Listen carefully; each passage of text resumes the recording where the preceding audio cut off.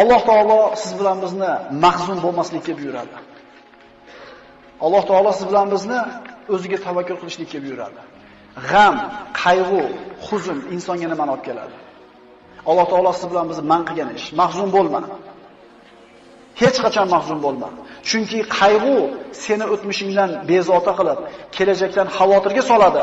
Oqibatda bugungi kuningni yo'qotasan. Hech qachon mahzun bo'lma. Chunki qalb qayg'u bilan ovora bo'lib, ruhing so'nib, yuzing nuri ketadi. Orzu umidlaring yo'q bo'ladi. Ey mo'min banda, mahzun bo'lma. Chunki qayg'u dushmaningni xursand qilib, do'stingni mahzun qiladi. Qayg'u sababli haqiqatlarni ko'ra olmay qolasan. Mahzun bo'lma, chunki qayg'u qazoy qadorga norozilik, ne'matga esa nonko'rlik bo'ladi. Mahzun bo'lma, chunki qayg'u, g'am yo'q qolgan narsani qaytarmaydi. O'liklarni tiriltirib, qadarni qaytarmaydi, foyda keltirmaydi. Mahzun bo'lma, chunki qayg'u shaytondan. Qayg'u faqrsizlik va umidsizlikdir. Mahzun bo'lma. Agar sen faqir bo'lsang, umri qarzga botib ketgan kishilar bor. Agar mingani uloving yo'q bo'lsa, oyog'i shol bo'lib qolgan odamlar bor. Mahzun bo'lma. Agar bir farzandingdan ajragan bo'lsang, shunday insonlar borki, bitta baxtsiz hodisa tufayli butun oilasidan mahrum bo'lganlar bor. Mahzun bo'lma. Agar gunohkor bo'lsang, tavba qil. Yomon ish qilgan bo'lsang, istig'for et. Xato qilgan bo'lsang, isloh qil. Allohning rahmati keng, tavba eshiklari ochiqdir. Mahzun bo'lma. Agar g'amga botsang, asablaring taranglashib, vujudingni qiynab tunlanib bedor qilasan. Mahzun bo'lma, chunki qazo qadar qalami ishini bitirgan, varaqlar qurigan, kitob yopilgan, undan oshiqcha ham kamon bo'lmaydi. Mahzun bo'lma. Mahzun bo'lma. Qo'lingdan ketgan narsaga g'am chekma. Bittasi ketgan bo'lsa, hali qo'lingda juda ko'p Alloh taoloning ne'matlari bor. Axir Alloh aytmaydimi? Agar Allohning ne'matlarini sanasangizlar, sanoqqa yeta olmaysizlar. Bitta ko'zing o'yilgan bo'lsa, ikkinchisi turibdi. Ikkala ko'zing ketgan bo'lsa, quloqing, oyog'ing turibdi. Bitta ne'matdan mahrum bo'lgan bo'lsang, hali juda ko'p ne'mat bor. Mahzun bo'lma. Hasadgo'y, botil ahillarning tanqidlariga parvo qilma. Chunki ularning so'zlariga sabr qilishda senga ajr mukofot bor. Seni tanqid qilishlari seni qadringni belgilaydi. Axir odamlar o'lik itga so'z otmaylar-ku. Doim istig'forda bo'l. Chunki Parvardigorim tavbalarni qabul qilguvchidir. Alloh aytadi istig'for etgan bandalarga: Parvardigoringiz Allohdan mag'firat so'ranglar. Albatta u o'ta mag'firatli bo'lgan zotdir. Shunda ustlaringizga osmondan yomg'ir yog'dirur. Sizlarni moli dunyo, bola chaqa bilan madad berur, hamda sizlarga bog' bo'stonlarni berur. Istig'for etgan bandaning ustidan yomg'ir yog'adi. Bog'irog'i, bola chaqasi, moli dunyosi ko'p bo'ladi. Faqat ishonishlik kerak bunga. Mahzun bo'lma. Kasallik albatta ketadi. Musibatlar albatta ko'tariladi. Gunohlar kechiriladi, qarzlar uziladi, mahbuslar ozod bo'ladi. G'oyiblar, ketganlar albatta qaytib keladi. Osiylar tavba qiladi. Albatta yomonlar jazosini oladi. Mahzun bo'lma. Mahzun bo'lma. Modomiki odamlarga yaxshilik qilar ekansan, albatta mushkullalaring hal bo'ladi. Chunki odamlarga yaxshilik qilishlik inson o'zining mushkullalarini hal bo'lishiga sabab bo'ladi. Mahzun bo'lma. Chunki sen qilgan bitta hasanat uchun 10 dan tortib 700 gacha ajr beriladi. Balki undan ham ko'proq. Lekin qilgan gunohinggacha bittagina jazo beriladi. Mahzun bo'lma. Senda eng katta ne'mat bor. Chunki sen tavhid kalimasini aytganlardansan. Ahli qiblasan, musulmonsan, qo'lingni duoga ko'targan kishilardansan. Sen mahzun bo'lma. Mahzun bo'lma, chunki sen hayotning yengil og'ir, issiq sovuq, faqir boy holatida ham foyda ustasan. Rasul aytgan-ku, mo'minning ishi ajablanadi. Qanaqa kun kelmasa uni foydasiga. Yaxshi kun yetsa Allohga shukr qiladi, savob oladi. Mashaqqatli kun kelsa sabr qiladi, yana savob oladi. Bu faqat kimga berilgan? Mahzun bo'lmaydi musulmon odam. Mahzun bo'lma.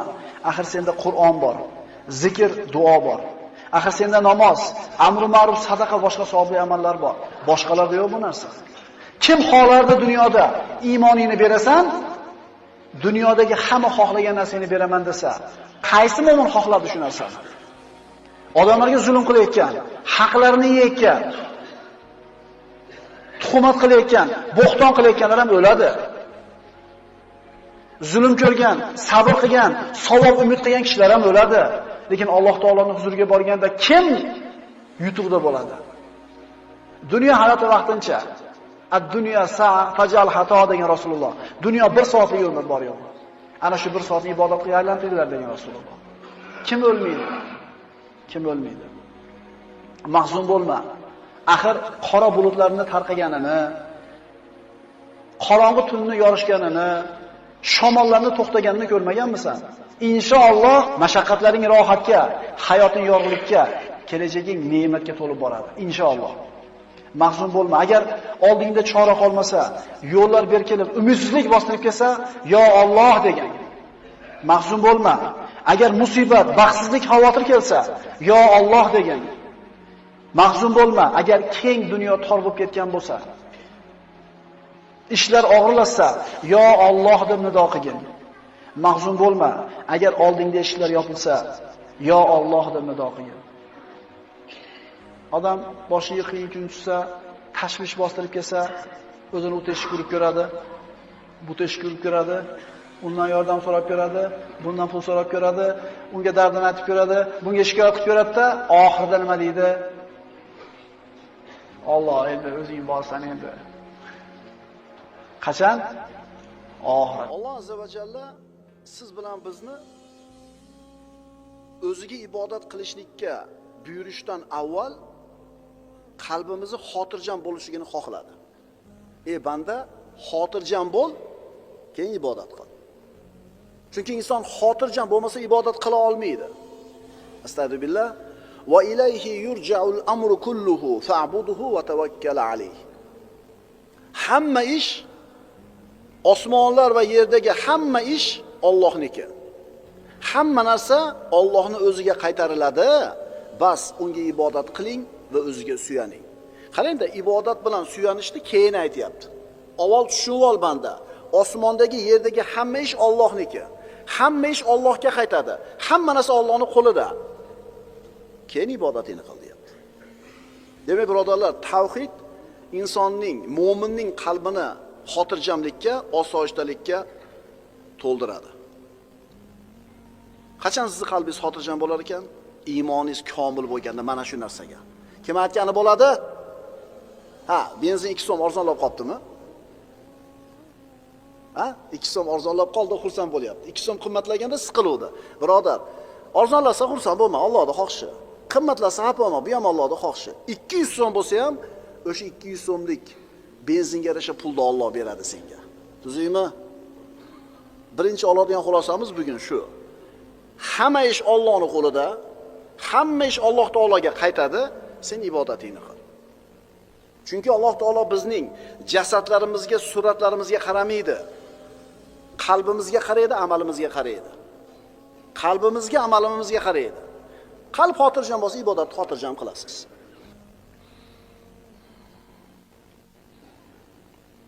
Tavhid oyatlari insonning qalbiga xotirjamlikni to'ldiradi. Alloh al-Qodir bo'lgan, har narsaga qodir bo'lgan zot. Sen esa nimasan banda? Zaifsan. U seni hamma dushmanlaringdan quvvatli, koinotdagi hamma narsadan kuchli. U osmonlar va yerni yaratgan zot. Hamma ish uni qo'lida. Mana shu osmon bilan yerni ishi ham uni qo'lida. Qarang. Astagfirullah. Ala lahul xalqu val amr. Ogoh bo'lingiz kim? Yaratish va buyurish faqat unikidir. Nima degani? Odam bolasi samolyot yasadi. Yasadida sotdi. Endi samolyot boshqa birovlarning qo'lida. Sotib olganlar u samolyot bilan xohlagan tomoniga uchadi, xohlagan ishini qiladi. Sotgan odamning qo'lidan chiqdi. Yasashlik, yasovchini ishi bo'ldi, lekin undan keyingi samolyotning ishi sotib olganlarning qo'lida bo'ldi. Shunaqada, to'g'rimi?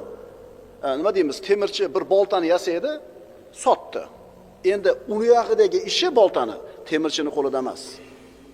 Xohlasa o'tin chopadi, xohlasa borib turib devorga uradi boltani. Ammo Alloh taoloning yaratishi shunaqa emas. Yaratgan ham o'zi, uni ishlari ham o'zining qo'lida. Nimani yaratgan bo'lsa, ularning hammasini ishi Alloh taoloning qo'lida.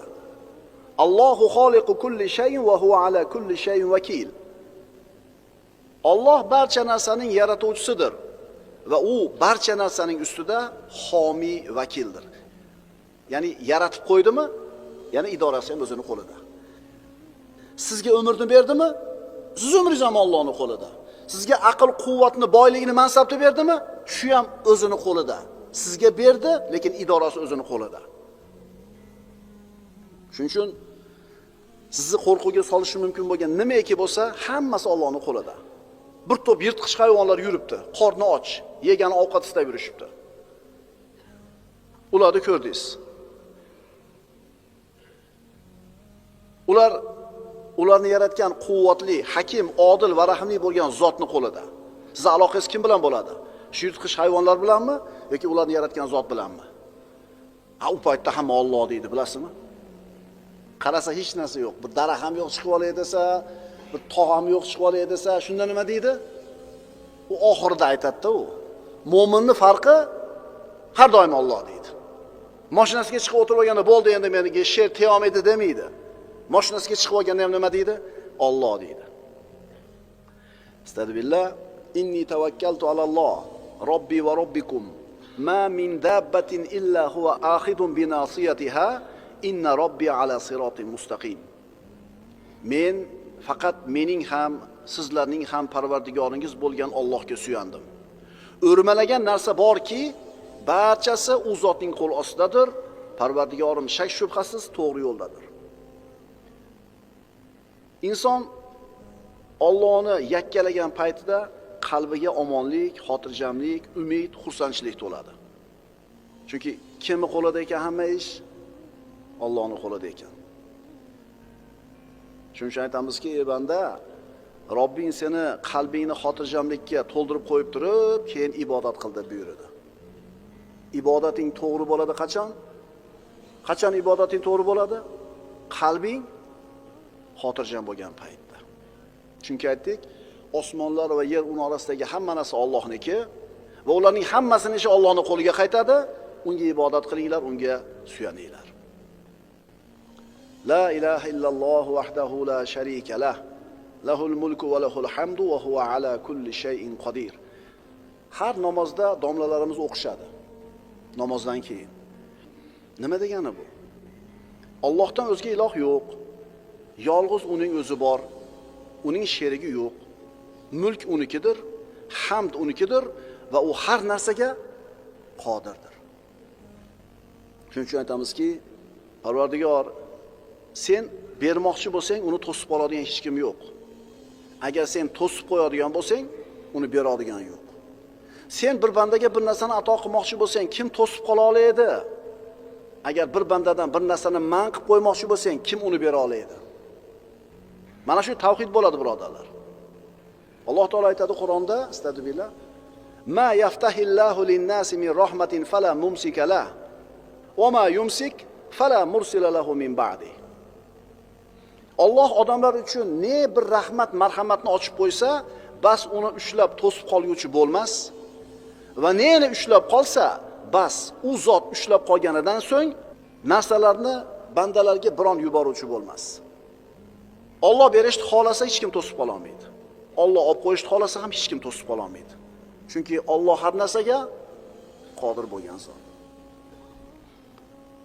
Allohumma la maniya lima a'tayta va la mu'tiya lima manata va la yanfa'u zal jaddi minkal jadd. Mana duoda o'qiymiz namozdan keyin. Allohim, sen berganni to'suvchi yo'q. Sen to'sganni beruvchi yo'q. Huzuringda boylik egasiga boyligi foyda bermaydi. Shuning uchun pulimizga ishonmaylik, aql zavokatimizga ishonmaylik, hunarimizga ishonmaylik. Chunki bu narsalar agar Alloh yo'lamasa bizga asqotmaydi. Hozir men bir savolni beraman. Ustab ko'ring o'zingizdan.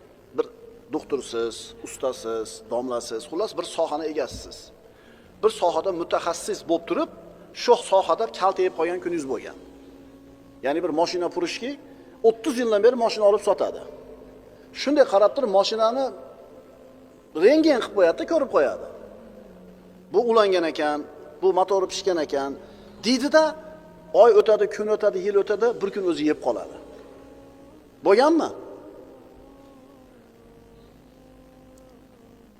Do'koningda turganda birov monasini olib qo'ying deb olib kelsa, "Oma" deydi domla shagirdiga.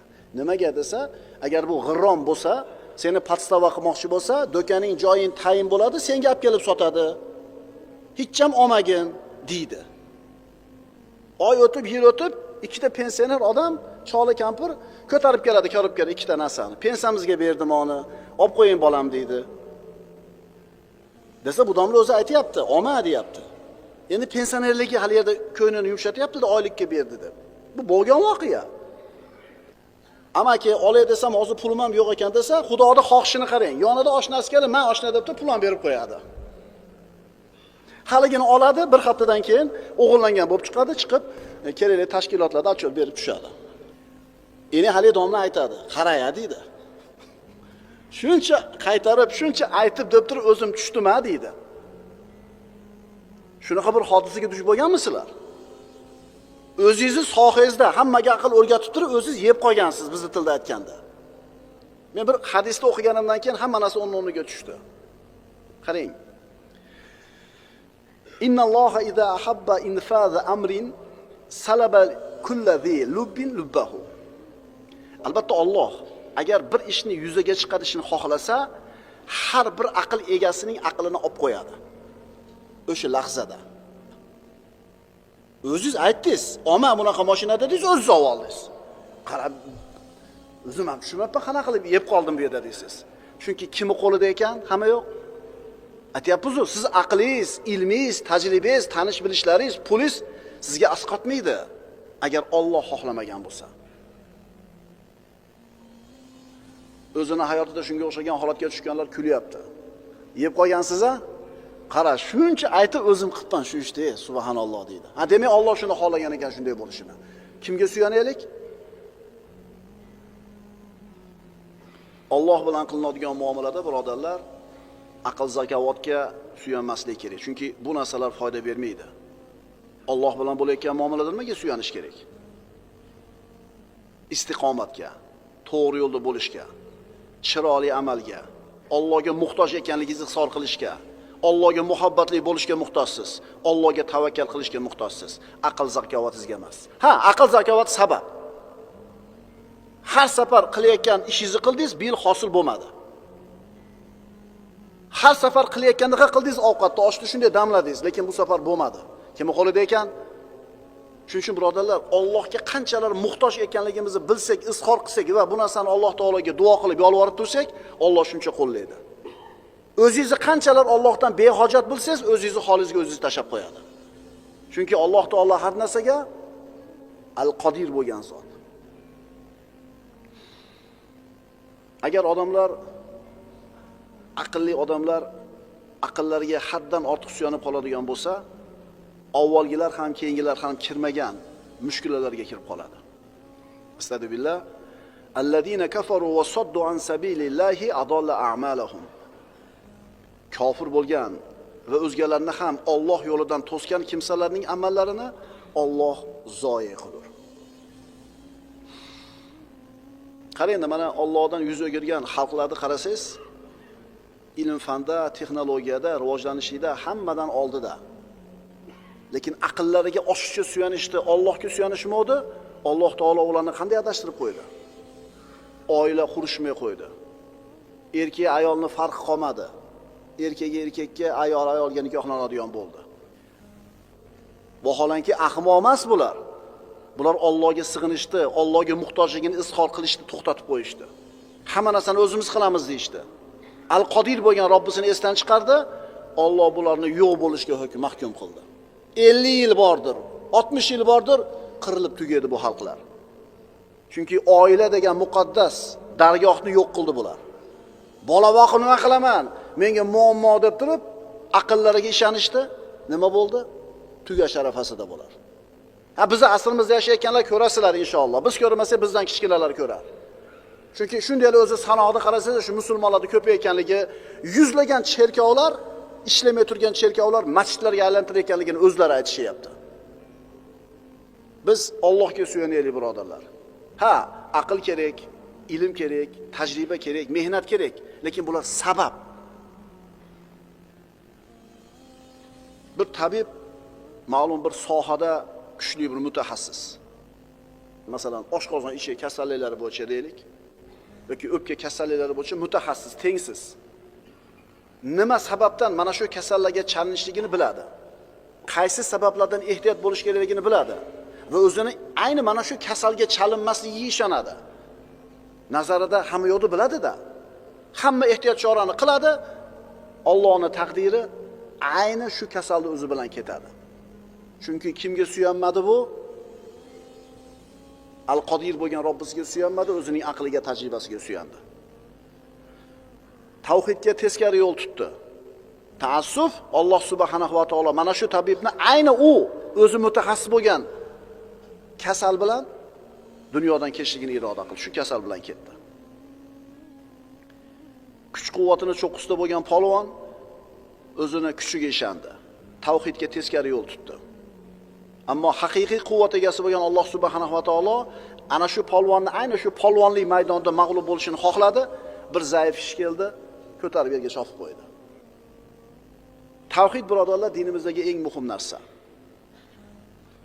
Va ma ta'allamatil abidu afzalu min at-tauhid. Bandalar tavhiddan ko'ra yaxshiroq narsani o'rganmagan. Inson bolasi qilishi mumkin, o'rganishi mumkin bo'lgan eng afzal narsa tavhid. Banda qilishi mumkin bo'lgan amalning eng afzali ixlos. Ixlos va tavhid. Parvardigor, sen berganni to'suvchi yo'q, sen to'sganni beruvchi yo'q. Huzuringda boylik egasiga boyligi foyda bermas. Ilmi bor, ilmi foyda bermas. Mansabi bor, mansabi foyda bermas. Hech narsa foyda bermaydi agar Alloh xohlamasa. Birodar, seni aqling Allohning irodasidan saqlab qola olmaydi. Yuqori malakang saqlab qola olmaydi. Jamoating seni saqlab qola olmaydi Allohdan. Puxta o'ylab qilingan reja, planing seni Allohdan saqlay olmaydi. Inson bir narsani maqsad qiladida, shu maqsadga olib boradigan rejani tuzadi. Hamma tomonini o'ylaydi. Issig'ini, sovug'ini, ustani kelmay qolishini, svetda o'chib qolishini, apparati buzilib qolishligini, hamma sabablarini qilib reja planni tuzadi. Lekin maqsadiga yeta olmaydi. Bilib qo'yinglar birodarlar. Bizni ko'zlagan maqsadimizga olib boradigan 100% ishlaydigan sababni o'zi yo'q. Sizni ko'zlagan maqsadingizga aniq olib boradigan 100% kafolat beradigan sababni o'zi yo'q. 100%lik sabab nima? 100% ishlaydigan sabab nima? Allohning xohishi. Alloh xohladimi? 7 qavat osmon va uning orasidagi yer ustidagi hammasi sizga qarshilik qilsin, hammasi qarshilik qilsin. Agar Alloh xohlagan bo'lsa, 100% bo'ladi. Mana shu tavhid bo'ladi, birodarlar. Bir betni topshirishingiz kerak Qur'ondan.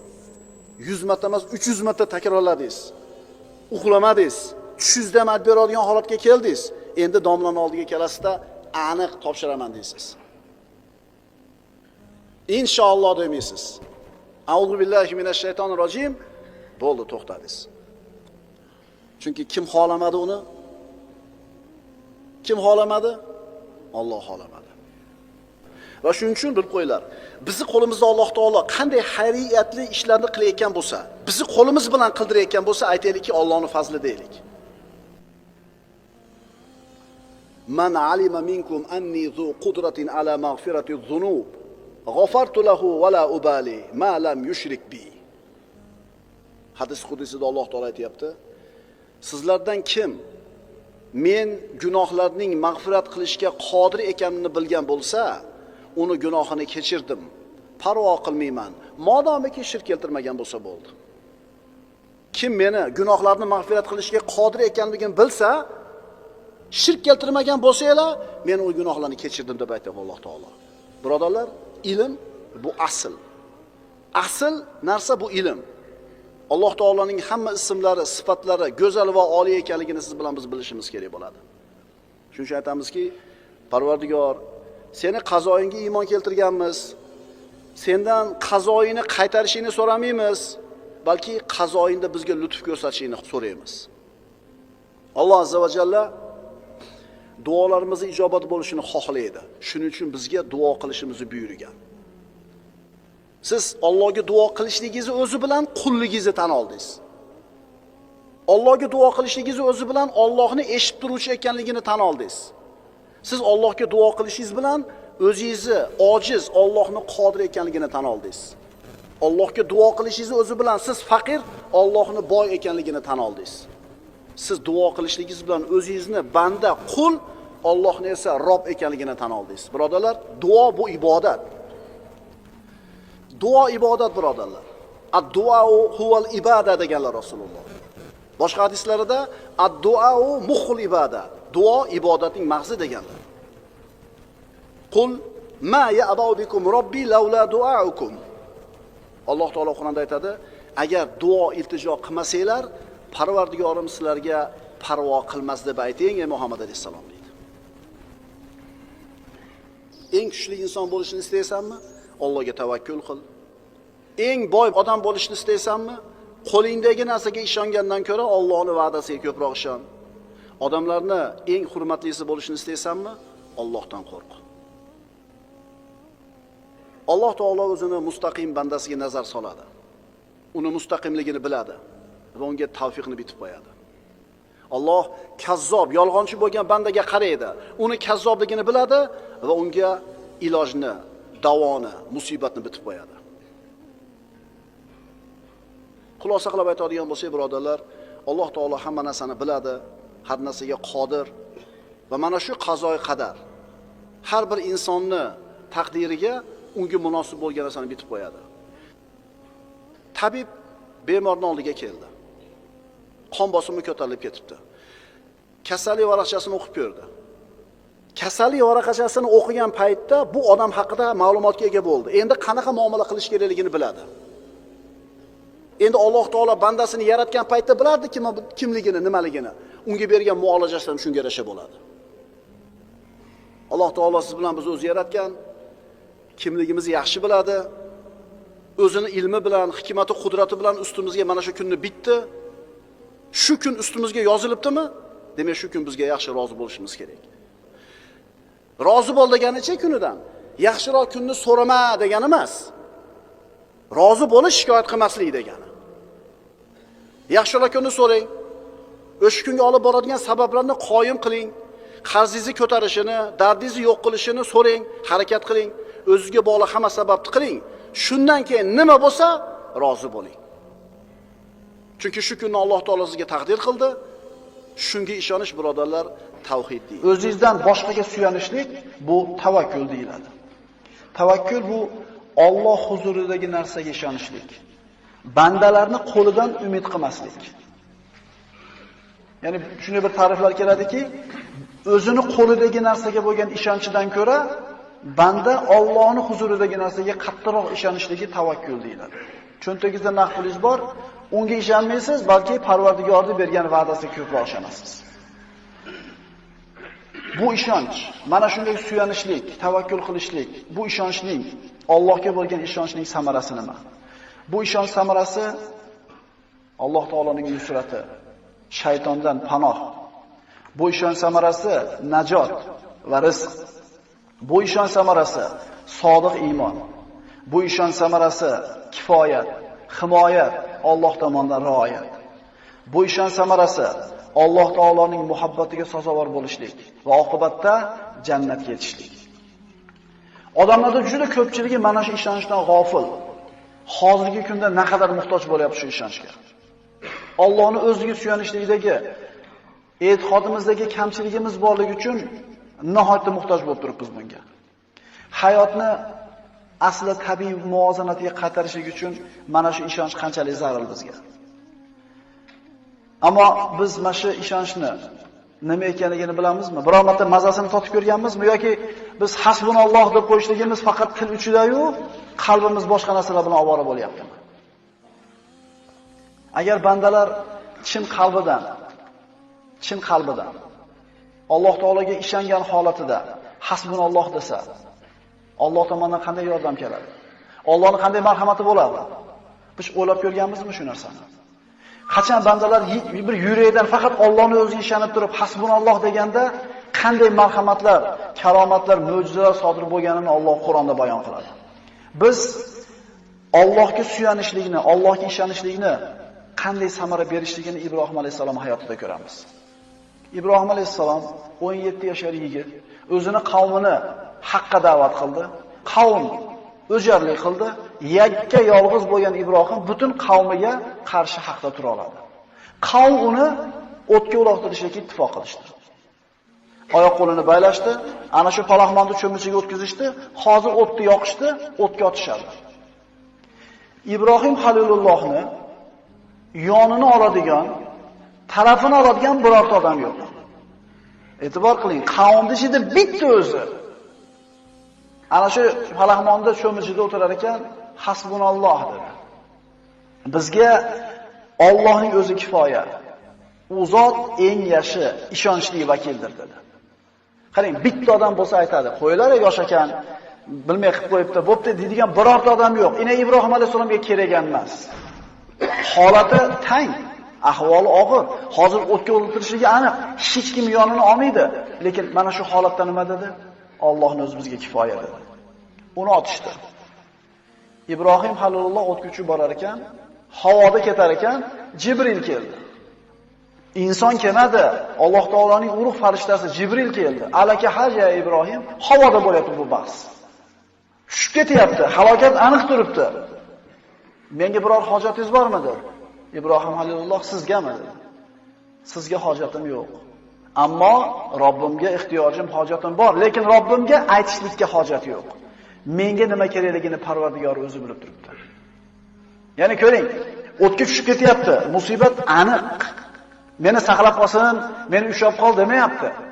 Menga nima yaxshiligini Alloh biladi deyapti. Bo'ladi-yu, menday bo'lganda yaxshi bo'lardi. Anday bo'lganda yaxshi bo'lardi. Hozir menday bo'lsa yaxshi bo'lardi. Qayoqdan bilasizlar, ey bandalar deyapti Alloh taolo. Sizlarga nima yaxshiligini men bilaman deyapti. Ibrohim Halil tushib ketayotganiga aniq o'tga, lekin shu holatda ham unga nima yaxshi ekanligini Allohga qo'yapti. Parvarga sen bilasan menga nima yaxshiligini. Mukofot qanday bo'ldi? Qulna ya naru kuni bardan va salaman ala Ibrohim. Ey olov, sen Ibrohim uchun salqin va omon bo'l. Ibrohim alayhissalom mushkulasini shunday hal bo'ladi deb o'ylaganmidi? Ya o't o'chib qolsa, insoniy o'lchov aytamiz, agar menday bo'lsa, menday bo'lsa. Lekin Alloh taologa ishonuvda Alloh taoloning mukofoti qanday bo'ldi? O't Ibrohim alayhisalomga sovuq bo'ldi, salqin bo'ldi hamda omon bo'ldi. Nimaga bu mukofot berildi? Chunki mana shunday xatarli holatda ham Alloh deyapti. Hech kim yo'q menga yordam beradigan, yolg'iz qoldim, hech kim bizni holimizdan xabar olmayapti demayapti-da, nima deyapti? Allohning o'zi menga kifoya deyapti. Ana shunday ishonganligi uchun Alloh taoloning mukofoti bo'ldi. Banda agar haqiqiy tavakkul qilsa, dardini faqat Robbisiga aytib, duo qilib, yengillik kutib, sabr qilsa, banda hech qachon o'ylamagan tomondan, hech qachon kutmagan tomondan chiroyli suratda Allohning yordamini surati keladi. Faqat banda Allohdan qo'rqsin, taqvo qilsin, sabr qilsin, duo qilsin, kutsin. Pichoq kesmaydi, o't kuydirmaydi, dengiz sho'ktirmaydi, sahro chanqoqni o'ldirmaydi agar Alloh xohlamasa. Chunki mana darsimizni boshida aytdik, Alloh taol har bitta narsani taqdir o'lchov bilan yozib qo'ygan. Alloh yozdimi? Bo'ladi. Yozmadimi? O't kuydirmaydi. Bu ishonchni, Allohga bo'lgan tavakkulni biz Ibrohim alayhisalomning ayoli Hojarda ko'ramiz. Hojar ona Ibrohim alayhisalomga birinchi farzandini Ibrohim alayhisalom 85 yoshga kirganda tug'ib berdi. Ibrohim Halilulloh 85 ga kirganda bitta o'g'illik bo'ldi. Ismoil alayhisalom tug'ildi. Alloh Ibrohim alayhisalomni imtihon qildi. Ana shu 85 ga kirganda ko'rgan bir dona bolasini hech qanday o'smaydigan sahrodagi Bakka vodiysiga, hozirgi kundagi Makka shahri tashlab kelishini buyurdi. Ibrohim Halil Allohning imtihoniga labbay dedi, buyrug'ini bajardi, Bakkaga olib borib qo'yib, qaytib ketayotganda ayoli aytdi: "Ey Ibrohim, bizni tashlab ketasizmi? Bizni kimga tashlab ketasiz? O'simlik yo'q, ko'kat yo'q, odam yo'q, qip-qizil sahroda o'rtasi.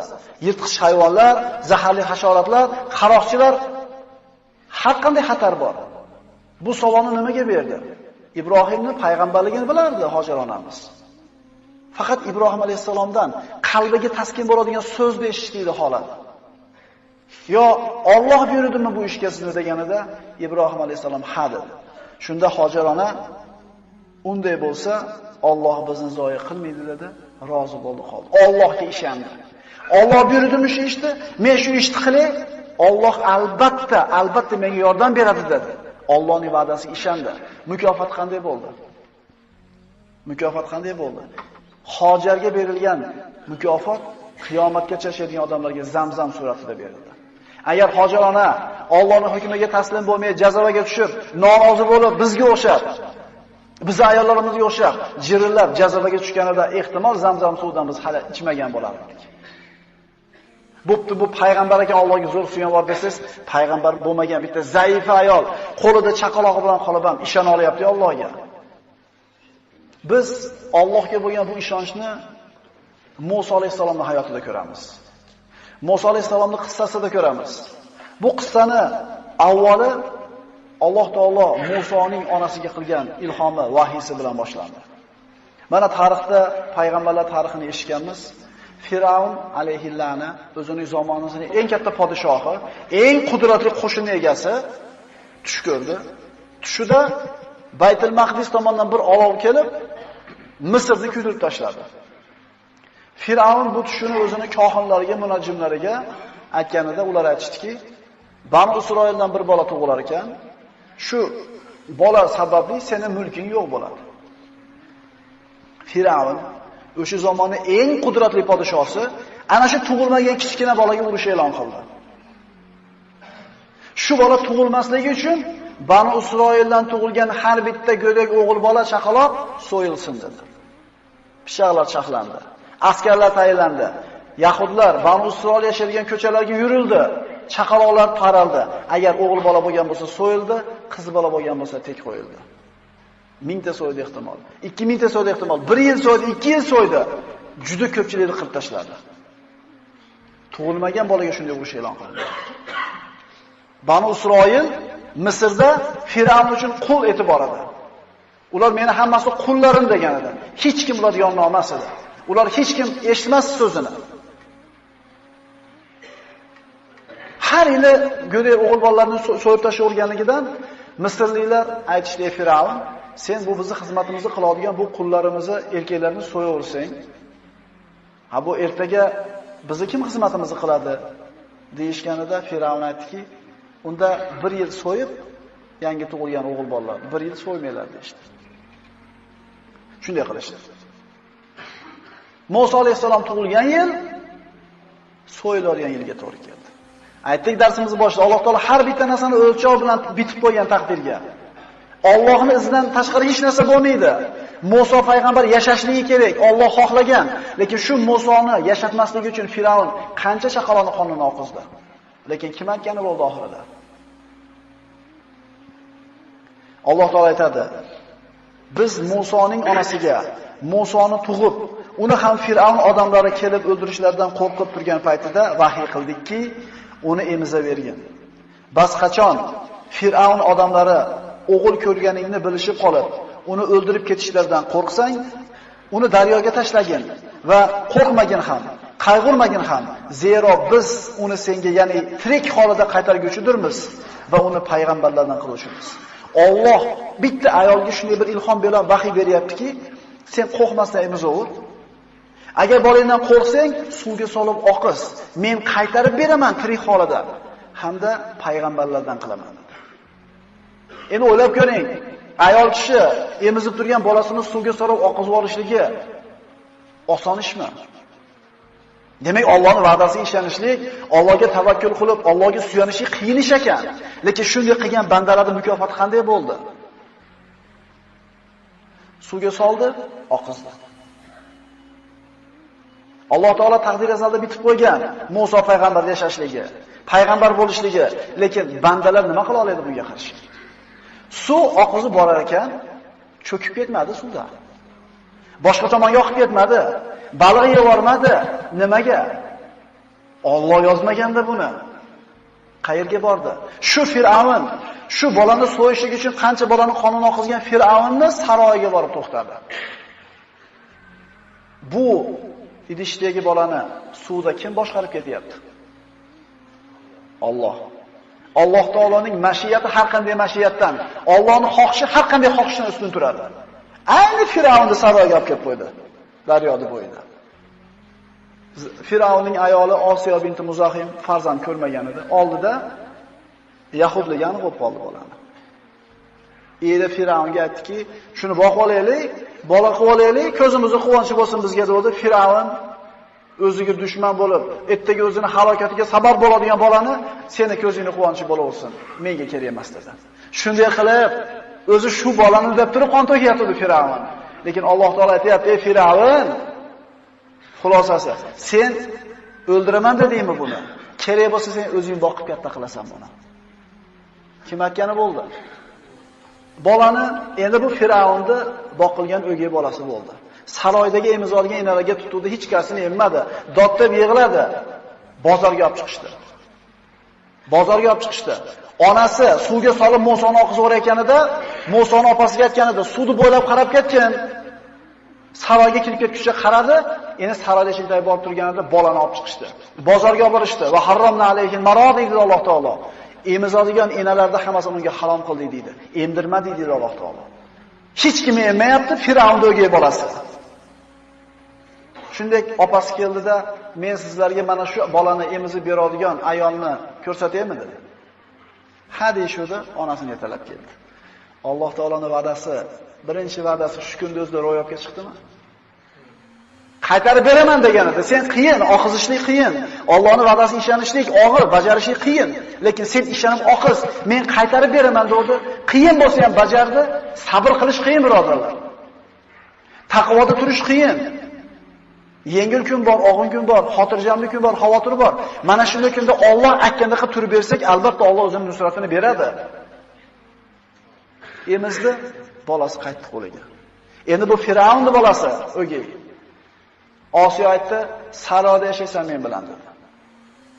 Muso onasi aytdi, "Men erim bor, bola chaqam bor, men bora olmayman." "Saroyda yashaysanmi?" desa, xohlamayapti. Nima uchun bunga mukofot berildi? Saroyda yashaysanmi desa, xohlamayapti. "Yo'q, men uyimda yashayman" deyapti. Desa, Osiyo aytayapti, "Unda bu bolani seni oldinga emizgani kunda 2 marta, 3 marta olib kelib ketishadi, emizasan" dedi. Rozi bo'ldi. Endi qaranglar birodarlar, Alloh taoloning taqdiriki, Alloh taoloning xohishi bo'ladi ekanki, Musoni so'yishlik uchun chaqlangan qilishlar endi Muso payg'ambarni soqchisi bo'lib, onasining uyiga olib borib, saroyga qaytarib ketadigan bo'ldi. Pichoq kesmaydi, o't kuydirmaydi, suv cho'ktirmaydi, sahro chanqoqni o'ldirmaydi agar Alloh xohlamagan bo'lsa. Qani bu ishonch bizda? Biz shu ishonchga suyana olganmizmi? Mana shunday tavakkal qila olganmizmi? Bu tarix nimaga gapiriladi? Ibratlaninglar dedi Alloh taolo. Biz bu ishonchni Fir'avn xonadonidan bo'lgan, iymonini yashirgan kishida ko'ramiz. Muso payg'ambar uni haqqa da'vat qilganda Fir'avn qavmini iymon keltirgani bor edi ichida bitta, iymonini yashirib yurar edi. U o'zini qavmini Banu Isroilga zulm qilmaslikka da'vat qildi. Musoga iymon keltirishga da'vat qildi. So'ngra aytdi: "Va ufawwidu amri ilalloh, innalloha basirun bil ibad, fawaqahu Allohu sayyiati ma makaru." U aytdi: "Men o'z ishimni Allohga topshirurman, zero Alloh bandalarini ko'rib turguchidir." Endi mukofot qanday bo'ldi? Allohga o'zining ishini topshirganda qanday bo'ldi? Bas Alloh u iymon keltirgan kishini ularning yomon makr hilalaridan saqladi. Yomonligidan ham, makrdan ham, hiylasidan ham, zulmidan ham saqladi. Nima uchun? Ishini Allohga topshirdi. Allohga ishondi, Allohga suyana oladi. Bizda bormi shu ishonch? Biz nimalardan xavotirga kelib, nimalardan qo'rqib yuribmiz? Qalbimizni nimalar bilan ovora qilib yuribmiz? Bu yerda Allohga bo'lgan tavakkul, Allohni rozi qilish g'ami turganda, nimalar bilan qalbimizni to'lg'izib oldik? Biz bu Allohga bo'lgan ishonchni Muso alayhisalomda ko'ramiz. Ulug' edi, Misrda beqasd bir qibtiyni o'ldirib qo'ydi. So'ngra Misrni tashlab chiqib ketishga majbur bo'ldi. Yurtidan quvg'in bo'ldi. Alloh taolo aytadi: "Bas u qo'rquvga tushib, ortidan yetib kelishlariga ko'z tutgan holda u yerdan chiqib dedi: Parvardigorim, o'zing menga bu zolim qavmdan najot bergin." Kimga suyandi? Allohga o'zi. Hech kimdan kutmadi. Kimdan kutdi? Allohdan kutdi. Bandalarda musibati, bandalarda balosi shunda. Allohdan kutishni o'rniga bandasidan kutib qo'yadi. Va qachonki Madian shahri tomonga yuzlangach dedi: "Shoyat Parvardigorim meni to'g'ri yo'lga hidoyat qilsa." Madianga yetib keldi. Yurtidan quvilgan, och, oyoqlari shilinib ketgan, xavotirda, dahshatga tushgan holdagi qochqin Madianga keldi. Madian ahlini hayvonlarini sug'oradigan bir qudug'i bor edi. Shu quduqda odamlar kelib suv olib, hayvonlarini, tuyalarini, mollarini sug'orishar edi. Haligi joyga kelib qarasa, ikkita ayol bir chekada qo'ylarini boshqalarni qo'yga qo'shilib ketishdan to'sib turishibdi. Boshqalar sug'oryapti, ular qo'ylarini qo'shmayapti suvga. Kelib turib, "Nima bo'ldi sizlarga? Nimaga qo'ylarni sug'ormayapsizlar?" desa, "Biz ayol kishi bo'lganligimiz uchun odamlarga aralashishlikni xohlamaymiz. Odamlar sug'orib bo'lganlaridan keyin sug'oramiz. Otamiz qari chol bo'lganligi uchun o'zi kela olmaydi" dedi.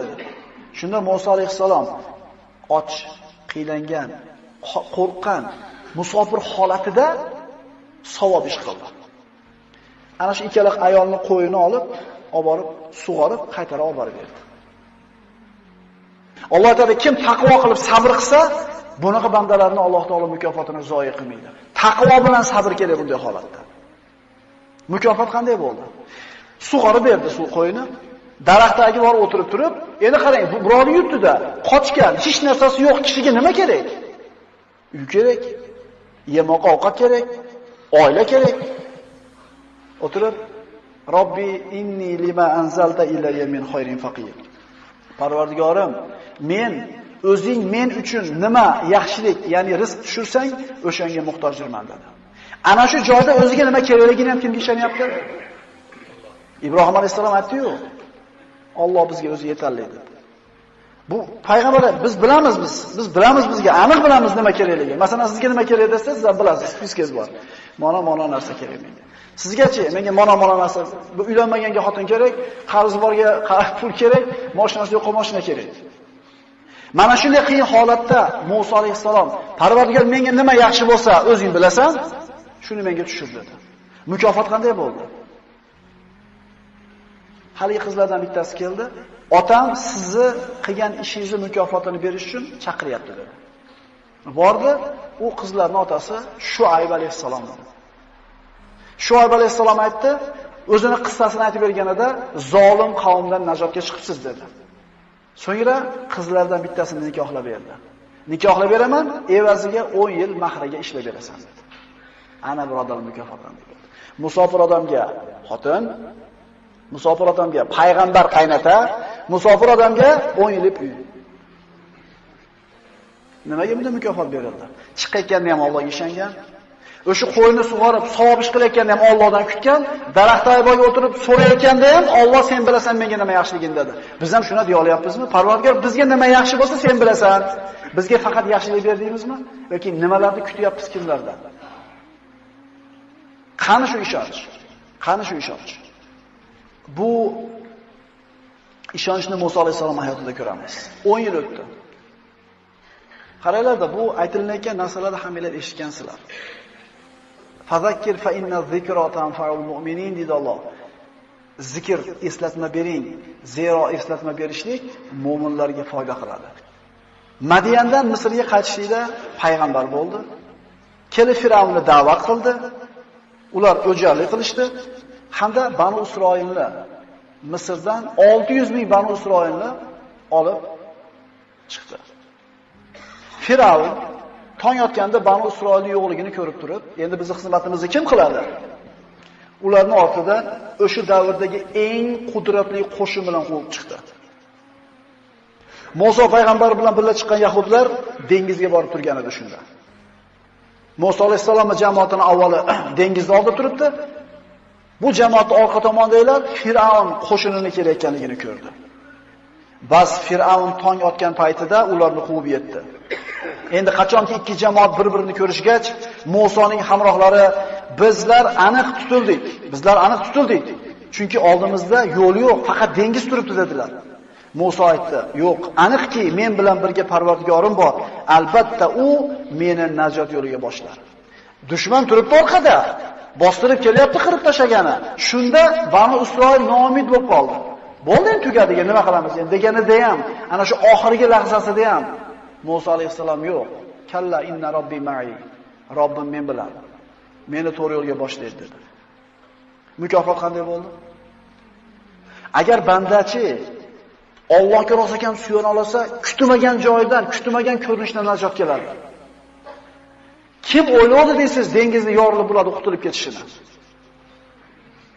Alloh taolo aytdi: "Bas biz Musoga asoying bilan dengizni urgin deb vahiy qildik." Bas dengiz bo'linib, har bir bo'lak suv, ya'ni baland tog' kabi bo'ldi. Endi ko'ring, asosini dengizga urdi, ikkiga bo'lindi. Bu najotda hech kim aqli bovar qilmaydigan najot. Inson tasavvur qila olmasdi bu najotni. Lekin Alloh tomonidan keldi, ochildi. Muso payg'ambar o'tdi. Endi qo'shin bilan kelayotgan Fir'avn hamchi ahmoq emas edi. Aqli ishlar edi. Buni mo'jizaligini ko'rdi. Kirsa halok bo'lishini tushundi. Otini to'xtatdi. Lekin bugun Alloh Musoni Banu Isroil bilan qutulishligini xohlagan, bugun Fir'avnda Alloh halok bo'lishini xohlagan, otini Alloh taolo shunday yurgizib qo'ydi. Alloh otiga buyurdi, ot shunday tortib kirib ketdi dengizga qarab. Endi podshoh kirganidan keyin askar qo'shin nima qiladi? Ular ham kirdi, dengiz shunday yopildi. Kim aytgani bo'ldi? Pichoq kesmaydi, o't kuydirmaydi, dengiz cho'ktirmaydi, sahro chanqoqni o'ldirmaydi agar Alloh xohlamasa. Ha bu Fir'avn, mana Fir'avn edi. Musoni tug'ilmasdan turib o'ldiraman degan. Oqibati nima bo'ldi? Alloh taolo har bitta narsani taqdir bilan yozgan, o'lchov bilan, miqdor bilan yozgan. Allohning aytganidan oshiq narsa bo'lmaydi. Biz Allohga bo'lgan bu ishonchni Rasululloh sollallohu alayhi vasallamning sahobalarida ko'ramiz. Hasbunallohu va ni'mal vakil, ni'mal mavla va ni'man nasir. Payg'ambarimiz va sahobalar xuddi shu kalimani aytishgan edi. Qachon aytishdi? Uhudda musulmonlar mag'lub bo'lishdi. Qarang, avvaliga g'olib bo'lishdi. Payg'ambarimiz 50 ta kamonchini qo'shinning orqasini yopib turishligi uchun Rumotga qo'yib qo'ydi. Biz yutsak ham, qirilib ketsak ham, o'lja olsak ham, boshqa bo'lsa ham qimillamay turinglar. Mendan aniq buyruq kelmaguncha turinglar dedi. Sahobalar ana shu 50 ta kamonchi turdi. Alloh va Rasuli aytgandek turish berdi. G'alaba juda tez keldi. 8-9 marta barobar yiqildi mushriklar. G'alaba juda tez keldi. Kengchilik keldi. Nimaga? Bu sahobalar Allohda aytganda turish berdi. Endi mushriklar yengilib, musulmon qo'shini quvib ketdi bularni. O'lja yig'ishni boshladi. Tevadagi, Rumotdagi kamonchilar, o'ljalardan qolib qolmaylik. Biz ham o'lja olaylik deganida ichidagi ba'zi kishilar aytdilarki, "Ey, Rasulullohga osiy bo'lmanglar. Rasululloh nima degan? Mendan buyruq kelmaguncha tushmanglar" degan. deb haqqa chaqirishdi. Endi ularning orasidagilar aytdilarki, "Yo'q, Rasululloh urush bo'layotganda tushmanglar" dedi. Endi urush tugadi deb tushib ketishdi. Osiy bo'luvdi, naq turgan g'alabani Alloh taolo mag'lubiyatga aylantirib qo'ydimi? Demak, insonni boshiga keladigan, xususan mo'min bandani boshiga keladigan musibatlar o'zini qilgan ishlari, gunoh va ma'siyatlari sabab bo'lar ekan. U sahobalarni Alloh yaxshi ko'rgan avlod. Chunki bitta xato o'tdi, 10 ta jazo berdi. Musulmonlar naq g'alabasini mag'lubiyatga almashtirishib oldi. 70 ta sahoba shahid bo'ldi. Mushriklar yengishdi. So'ngra Makka ga qaytishdi. Payg'ambarimiz sollallohu alayhi vasallam sahobalari ham ruhan, ham jismonan jarohatlangan holda, ruh cho'kkan holda turganida Rasululloh sollallohu alayhi vasallam sahobalariga 3 kun o'tmasdan turib, mushriklarning orqasidan quvib chiqamiz deb buyurdi. Qiyin holat. Aksariyati jarohatlangan, hatto ba'zilarini tuyaning ustiga bir yog'och ustiga o'tkazib turib chiqarib qo'yishgan ekan. Qiyin holat bo'lsa ham payg'ambarimiz sollallohu alayhi vasallam buyrug'iga itoat qilishdi. Endi itoat qilishganida, taqvo qilishganida mag'lubiyatni Alloh taolo g'alabaga aylantirib berdi. Mushriklar Muhammad alayhisalom 3 kundan keyin ular orqasidan qo'shin yig'ib chiqib kelayotganini eshitib turib, qayta urushlikdan qo'rqishdida musulmonlarni cho'chitishlik uchun, musulmonlarni qo'rqitish uchun odam jo'natishdi. Nima dedi ular? Ularga odamlar, Quraysh odamlari sizlarga qarshi sanoqsiz lashkar to'plagan, qo'rqingiz deganlarida bu gap ularning iymonlarini ziyoda qildi va bizga yolg'iz Allohning o'zi kifoya, u zot eng yaxshi ishonchli vakildir dedilar. Hasbunalloh deydi. Iymoniga iymon qo'shildi. Alloh taolo bu bandalarni qanday mukofotladi? Ular urushgani ketishyapti mushriklar bilan. Lekin Allohning va'dasiga, Rasulining va'dasiga ishonganligi uchun Alloh aytadi, "Bas u yurishdan biron noxushlik yetmay, Allohning ne'mat va fazli bilan qaytdilar." Ular Allohning rizoligini istadilar. Alloh esa ulug' fazli marhamat, urush bo'lmadi. Urush bo'lmadi. Mushriklarning Alloh taolo qalbiga qo'rquv soldi, yengan holdagi Quraysh qo'shini mag'lub bo'lgan holda qo'rqib qochib ketdi. Nimaga Alloh taolo bunday mukofot berdi? Allohga bo'lgan ishonch. Hayot ne'mati, qalb xotirjamligi, ko'zlar quvonchi, saodatmandlar kuyi. Ey xotirjamlik va farovon hayotni istagan banda, Allohga bo'lgan ishonching qani? Ey pokiza juftni istagan yigit, Allohga bo'lgan ishonching qani? Ey saodatli kunni istagan banda, Allohga bo'lgan ishonching qani? Ey qarzdor banda, Allohga bo'lgan ishonching qani? Musibatlarni boshidan ko'tarilishligini bandalar, Allohga bo'lgan ishonchimiz qani? Gunohkor bandalar, gunohlarni kechirishligiga bo'lgan Allohga bo'lgan ishonchimiz qani? Bizga mana shu ishonch naqadar kerak shu kunlarda. Suv bilan havodan ko'ra zarurroq bo'lgan ishonch. Bizda shu ishonch bormi? Axir Alloh menga duo qilinglar, ijobat qilaman degan, ishonmaymizmi? Allohdan ko'ra rozgo'roq kim bor? Axir Parvardigorimiz Alloh tanglik, kambag'allikdan keyin yengillik, boylikni ham paydo qilib degan so'zga ishonch qani? Tanglik, mashaqqatdan keyin kenglikni ham, boylikni ham beraman deyapti Alloh. Ishonmaymizmi? Ishonaylik birodarlar. Tushkunlikka tushmaylik. Har xil gaplarga quloq solavermaylik. Peshonamizga Alloh yozgandan oshcha narsa bo'lmaydi. Chunki hakimlardan biri aytgandek, yozilgan bo'lsa, qayoqqa qoching? Yozilmagan bo'lsa, nimadan qo'rqing? Yozibdimi? Qayoqqa borsam yetib boradi o'sha narsa. Yozilmabdimi? O'tga tashlasa o't kuydirmayapti. Pichoq torsa pichoq kesmayapti. Suvga tashlasa oqizmayapti. Sahroda o'lmayapti. Chunki nima qilmagan? Yozmagan. Qani shunga ishonch? Parvardigor qalblarimizda o'zingga bo'lgan muhabbatni sobit qilgin.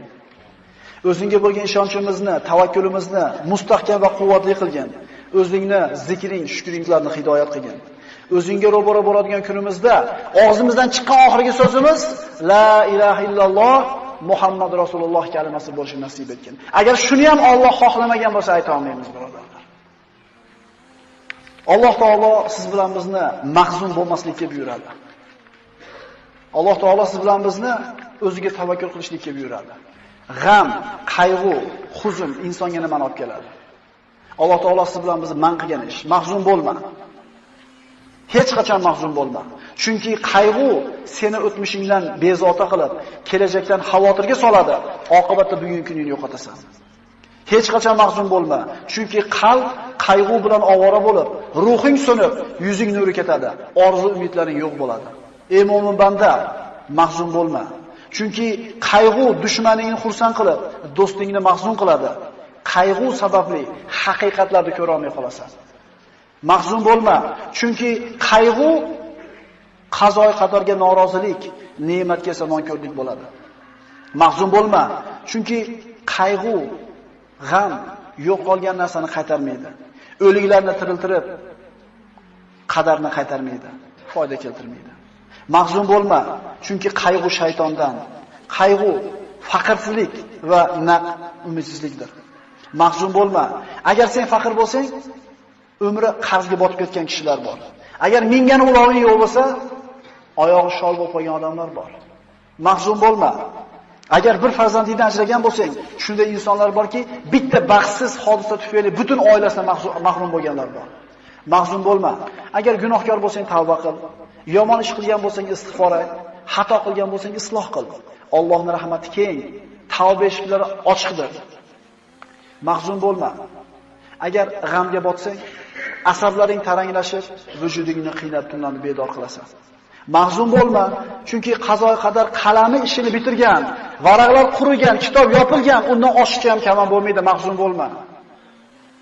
Mahzun bo'lma, qo'lingdan ketgan narsaga g'am chekma. Bittasi ketgan bo'lsa, hali qo'lingda juda ko'p Alloh taoloning ne'matlari bor. Axir Alloh aytmaydimi? Agar Allohning ne'matlarini sanasangizlar, sanoqqa yeta olmaysizlar.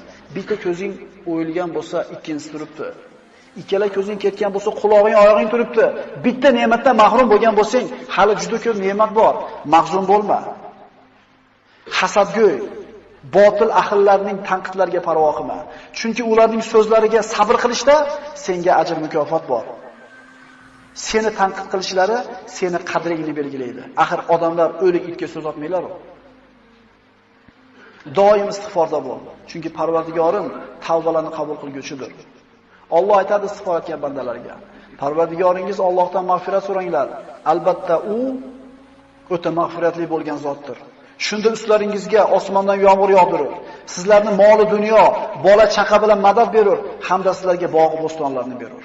Istig'for etgan bandaning ustidan yomg'ir yog'adi. Bog'irog'i, bola chaqasi, moli dunyosi ko'p bo'ladi.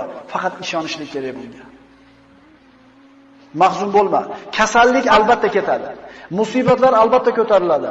Gunohlar kechiriladi, qarzlar uziladi, mahbuslar ozod bo'ladi. G'oyiblar, ketganlar albatta qaytib keladi. Osiylar tavba qiladi, albatta yomonlar jazosini oladi. Mahzun bo'lma. Mahzun bo'lma. Modomiki odamlarga yaxshilik qilar ekansan, albatta mushkullalaring hal bo'ladi. Chunki odamlarga yaxshilik qilishlik inson o'zining mushkullalarini hal bo'lishiga sabab bo'ladi. Mahzun bo'lma. Chunki sen qilgan bitta hasonat uchun 10 dan tortib 700 gacha ajr beriladi. Balki undan ham ko'proq. Lekin qilgan gunohinggacha bittagina jazo beriladi. Mahzun bo'lma. Senda eng katta ne'mat bor. Chunki sen tavhid kalimasini aytganlardansan. Ahli qiblasan, musulmonsan, qo'lingni duoga ko'targan kishilardansan. Sen mahzun bo'lma. Mahzun bo'lma, chunki sen hayotning yengil og'ir, issiq sovuq, faqir boy holatida ham foyda ustasan. Rasul aytgan-ku, mo'min ish ajablanadi. Qanaqa kun kelmasa uni foydasiga. Yaxshi kun yetsa Allohga shukr qiladi, savob oladi. Mashaqqatli kun kelsa sabr qiladi, yana savob oladi. Bu faqat kimga berilgan? Mahzun bo'lmaydi musulmon odam. Mahzun bo'lma. Axir senda Qur'on bor, zikr, duo bor. Axir senda namoz, amr ma'ruf, sadaqa, boshqa savobli amallar bor. Boshqalarda yo'q bu narsa. Kim xohlardi dunyoda iymoningni berasan, dunyodagi hamma xohlagan narsani beraman desa, qaysi mo'min xohlardi shu narsani? Odamlarga zulm qilayotgan, haqlarini yeyotgan, tuhmat qilayotgan, bo'xton qilayotganlar ham o'ladi. Zulm ko'rgan, sabr qilgan, savob umid qilgan kishilar ham o'ladi. Lekin Alloh taoloning huzuriga borganda kim yutuqda bo'ladi? Dunyo hayoti vaqtincha. Ad-dunyo sa'a fajal hato degan Rasululloh. Dunyo 1 soatlik umr bor yo'q. Ana shu 1 soatni ibodatga aylantiringlar degan Rasululloh. Kim o'lmaydi? Kim o'lmaydi? Mahzun bo'lma. Axir qora bulutlarni tarqaganini, qorong'i tunni yorishganini, shamollarni to'xtaganini ko'rmaganmisan? Inshaalloh mashaqqatlaring rohatga, hayoting yorug'likka, kelajaging ne'matga to'lib boradi. Inshaalloh. Mahzun bo'lma. Agar oldingda chora qolmasa, yo'llar berkilib, umidsizlik bostirib kelsa, yo Alloh degan. Mahzun bo'lma. Agar musibat, baxtsizlik, xavotir kelsa, yo Alloh degan. Mahzun bo'lma. Agar keng dunyo tor bo'lib ketgan bo'lsa, ishlar og'irlashsa, yo Alloh deb nido qilgin. Mahzun bo'lma. Agar oldingda eshiklar yopilsa, yo Alloh deb nido qilgin. Odam boshiga qiyin kun tushsa, tashvish bostirib kelsa, o'zini u teshik ko'rib ko'radi, bu teshik ko'rib ko'radi, undan yordam so'rab ko'radi, bundan pul so'rab ko'radi, unga dardini aytib ko'radi, bunga shikoyat qilib ko'radi-da, oxirida nima deydi? Alloh, endi o'zing borsan endi. Qachon? Oxirida. Siz Alloh deng, mushkulingizni Alloh kimi qo'li bilan qanaqa qilib hal qilib beradi, uni kim biladi? Chunki unga saharlarda hojatlarni so'rab qo'llar cho'ziladi. Qalblar uning marhamatidan umid qiladi. Uning ismini aytib, ko'ngillar taskin topadi, ruhlar orom oladi, asablar tinchlanadi. Uning ismini qalbingdan aytgin. Ishonib unga duo iltijo qilgin. Uning rahmatidan umid qil. U duolaringni eshitib turganiga va albatta ijobat qilishiga ishongin. Shunda agar shunday so'rasak, nima bo'ladi? Omonlik, xotirjamlik, farovonlik, to'kin sochinlik, quvvat, izzat, yordam, lutf, inoyat, ihson keladi Alloh tomonidan. Faqat shunga loyiq bo'lishlik kerak. Yo Alloh, bedor ko'zlarga xotirjamlik uyqusini, omonlikni bergin. Istirobga tushgan qalblarga taskin va halovat bergin. Ularga yengillik va yaqin fathni bergin. Yo Alloh, ko'zlarni o'z nuringga hidoyat qilgin. Adashganlarni to'g'ri yo'lingga boshlagin. Parvardigoro, bizlardan g'am qayg'ularni ketkizgin. Yo Alloh, agar unutgan yoki xato qilgan bo'lsak, bizni azobingga giriftor aylama. Parvardigoro, bizlarning zimmamizga bizlardan ilgari o'tganlarning bo'yinlariga qo'ygan yukingni yuklama. Bizlardan tashvish istiroblarni ketkizgin. Xavf va xatardan yolg'iz o'zingdan panoh so'raymiz. Parvardigor, sendan boshqalarga suyanib qolishdan, boshqalardan umid qilib qolishlikdan panoh so'raymiz. Sen bizning hojamizsan. Inson zaif. Allohga muhtoj bo'lishlik insonning sha'ni. Allohning sha'ni esa unga muhtoj bo'lgan bandani quvvatli qilish. Siz o'zingizni Alloh subhanahu va taologa, Al-Qodir bo'lgan Robbingizga muhtoj deb bilsangiz, Alloh sizga quvvat beradi. Inson zaif qilib yaratildi va bu uning foydasi uchun bo'ldi. Agar zaif bo'lmasdan quvvatli bo'lganida o'zini quvvatiga suyanib turib halokatga uchrashligi muqarrar edi. Ammo zaif qilib yaratildi va mana shu zaif bo'lishligi uni saodat topishiga sabab bo'ladi. Astaydu billah.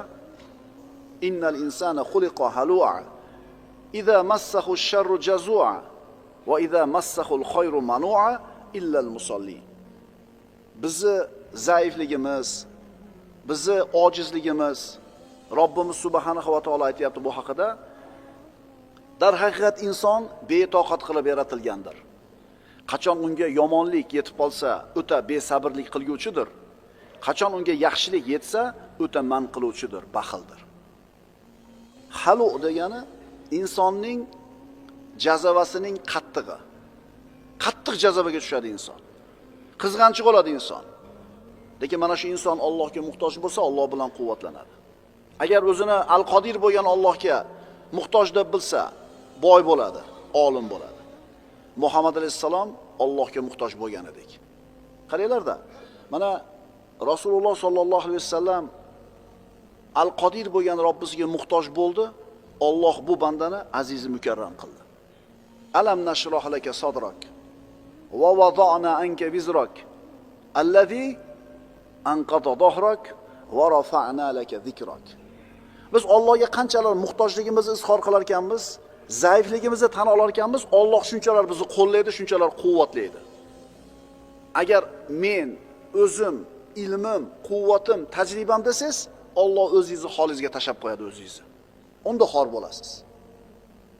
Ey Muhammad alayhisalom, biz sizning qalbingizni keng munavvar qilib qo'ymadikmi?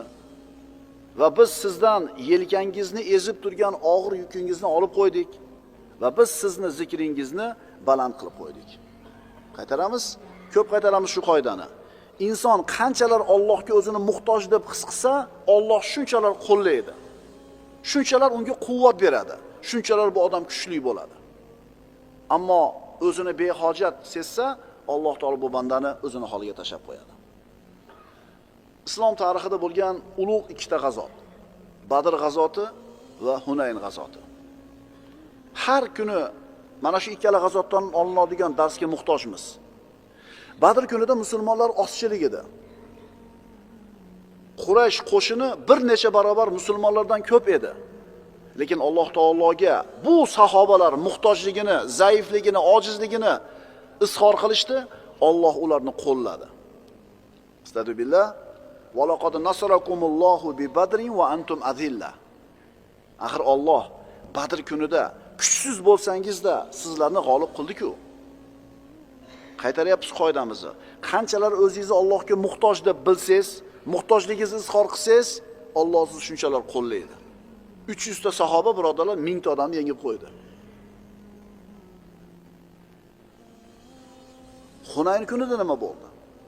Hunayn kunida payg'ambarimiz sollallohu alayhi vasallam 10 ming qo'shin bilan Makkani fath qilgan edilar. Yana 2000 kishi qo'shilib Hunaynga 12 ming qo'shin bilan chiqdilar Rasululloh sollallohu alayhi vasallam. Havozin qabilasiga qarshi jang qilgan. Havozinning qo'shini 20 ming, musulmonlar 12 ming. Birinchi marta musulmonlarning adadi mana shunday bir katta sanoqqa yetdi. Hatto Abu Bakr Siddiq roziyallohu anhu lan nug'lab min qilla ya Rasululloh deyordi. Qo'shin adadi katta, 10 ming kishi kelgan Makkaga, 2 ming kishi qo'shildi. Mana endi adadimiz katta, endi yengilmaymiz deb nimaga suyanib qo'yishdi? Qo'shinning sanog'iga. Allohga muhtojligidan ko'ra qo'shinga suyanishligi nima bo'ldi? Ko'zga ko'rinib. Hatto Abu Bakr Siddiq va Rasululloh bugun yengilmaymiz. Agar yengilsak ham qo'shinning ozligi sababli yengilmaymiz. Boshqa sabab bilan mag'lub bo'lishimiz mumkin, lekin qo'shin adadi katta deb turib sanoqqa suyanib qo'ydi. Akaxoningiz bor tevada, problemingizni hal qilib beradi. Ukaxoningiz bor, ush problemani hal qiladi. Oshnangiz bor, bitta zvonoqsiz bitkizib beradi. Qayoqdan bilasan, ey? Aytyapmiz, har kuni muhtojimiz mana shu darsga. Student bo'lganlar bor. Student bo'lib bir tinga maydasida yurgan kunlari bo'lgan. Ikkita prashkani ko'proq yeb qo'ysa, dadasi bergan pul yetmaydi, uyiga peshkom ketish kerak bo'lgan kunlari bo'lgan. Kulayotganlar student bo'lganlar.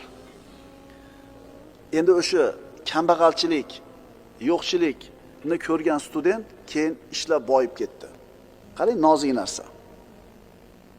O'zingizni topamikinsiz o'shlarda qatorda qarang. Endi boyib ketdingizda qo'lingizda bir 5-600 ming dollar pulingiz bor. Endi siz ancha uverendisiz. Chunki nimangiz bor? 200 ming pulga kuydingiz. Siqilasiz. 300 ming turibdi. Uje siqilyapsiz 200 mingga. Endi studentlik paytingizda eslang-da. 50 so'm pul berar edi, 20 so'm borib kelishga 30 so'm obedga edi. O'sha ulpatingizga erib qo'ydingiz pirashkaga. Tavakkaling debdiga Xudo poshsho. O'sha paytdagi tavakkulingiz Allohga edi. Xudo beradi debdiga deb turib, u yerdagi tavakkulingiz Xudoga edi. Endi keyin nimaga bo'lib qolyapti tavakkul? Suyanish nimaga bo'lib qolyapti?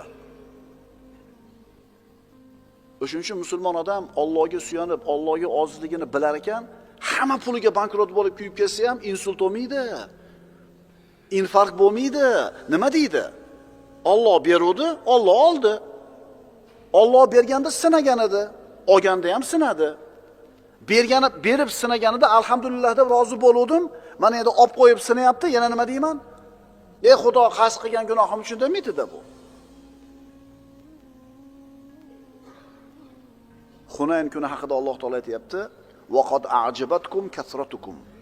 O'shanda sizlarni ko'p ekanligingiz mag'rur qilib qo'ygan edi. E'tibor beringlar. 314 ta sahoba Badrda 1000 ta mushrikni mag'lub qildi. Endi 12 ming musulmon 20 mingga mag'lub bo'lib qoldi.